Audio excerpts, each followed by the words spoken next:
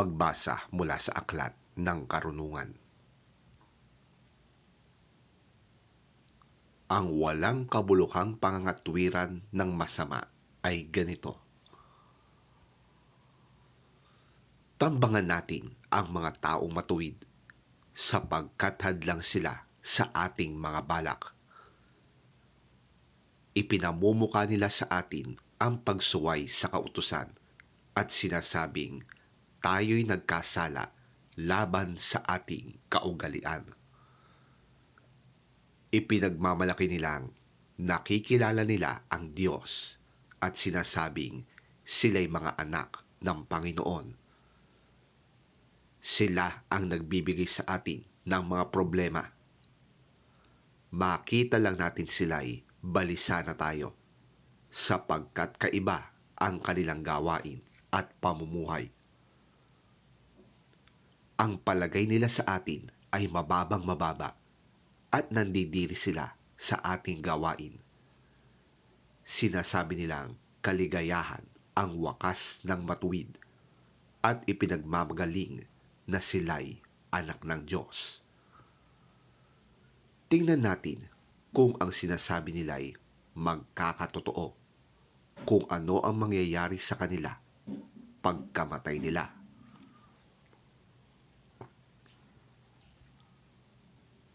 Kung ang mga matuwid ay anak nga ng Diyos, sila ay tutulungan niya at ililigtas sa mga kaaway.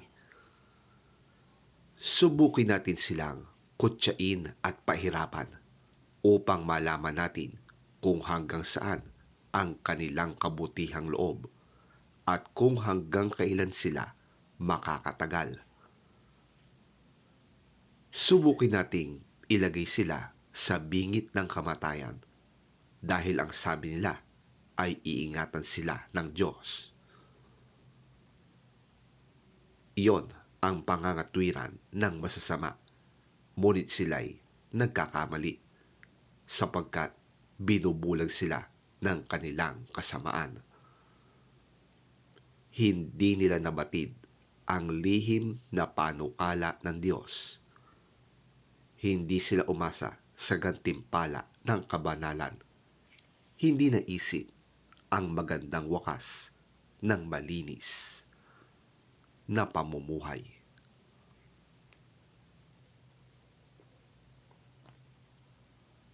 Ang salita ng Diyos. Salamat sa Diyos.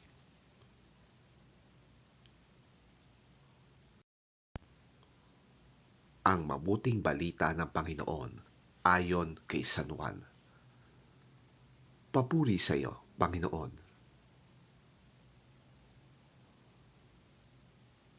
Pagkatapos nito'y nilibot ni Jesus ang Galilea. Iniiwasan niya ang Judea dahil nais siyang patayin ng mga pinuno ng mga Hudyo roon. Nalalapit na noon ang pista ng mga tolda, isa sa mga pista ng mga Hudyo.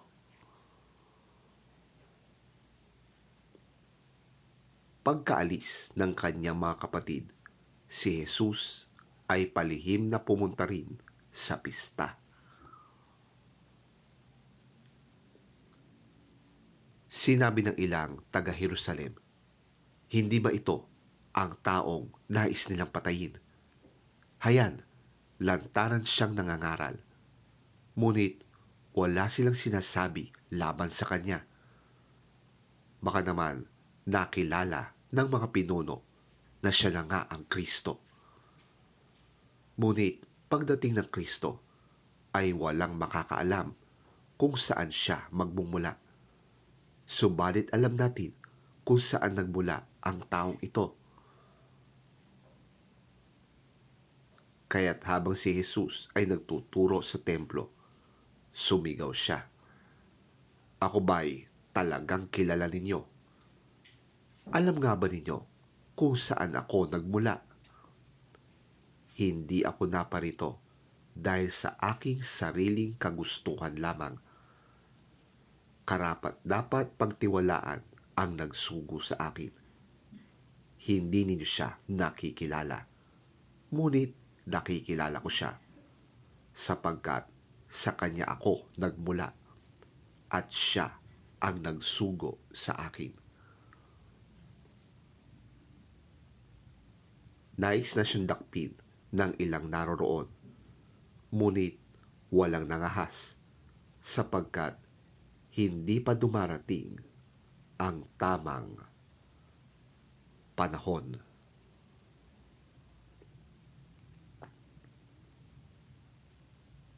Ang mabuting balita ng ating Panginoon.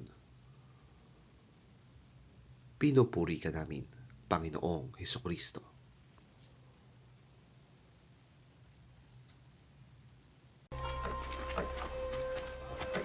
After this, Jesus traveled in Galilee. He did not want to travel in Judea because the Jewish authorities there were wanting to kill him. The time for the festival of shelters was near. After his brothers had gone to the festival, Jesus also went. However, he did not go openly, but secretly. Some of the people of Jerusalem said, "Isn't this the man the authorities are trying to kill? Look, he is talking in public, and they say nothing against him." Can it be that they really know that he is the Messiah? But when the Messiah comes, no one will know where he is from. And we all know where this man comes from. As Jesus taught in the temple, he said in a loud voice, "Do you really know me? And know where I am from? I have not come on my own authority. He who sent me, however, is truthful. You do not know him, but I know him, because I come from him, and he sent me." Then they tried to seize him.